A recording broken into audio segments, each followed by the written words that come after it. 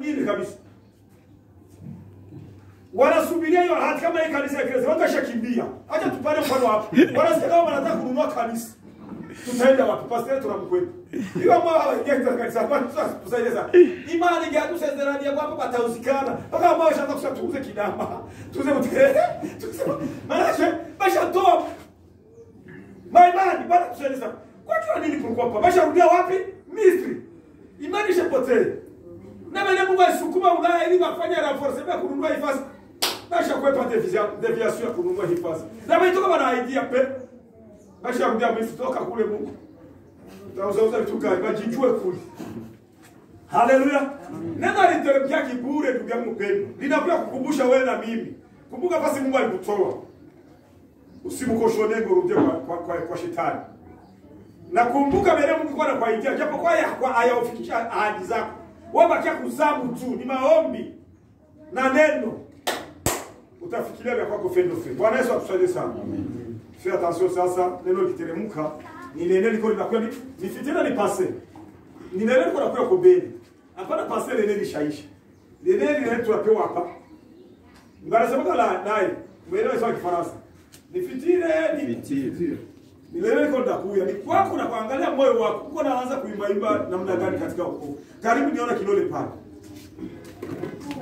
Bwana Yesu asifiwe. Amen amen. Mimi nasimama nikimshukuru Mungu nikiaibisha shetani. Kwa sababu nilikuwa na siku karibu wiki mbili zote niko na atake inapenda kuniatake. Kila siku usiku nilikuwa nalala na muriria Mungu juu ya hiyo maataki. Lakini gisi najisikia leo nasikia niko sawa.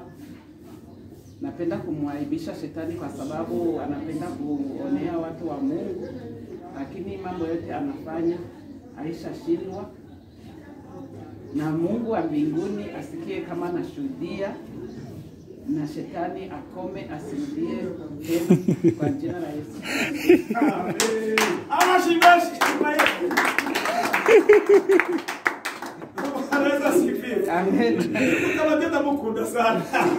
Mtu anashuhudia, unajua kama iko na mateso. Kama mtu anasimama anasema bienea iko na pitiwa iko usiku. Hii kama tunalamuka tunalamuka sio kwa bahati nasibu. Mungu anakuwa tupigania vita za ajabu. Alafu mama analamuka mnaona tu ni vya kawaida. Kuku ndio si majogo ndio zijuaga secret koko. Ile koko liko na yeye ni manake ni. Bwana Yesu sifiwe.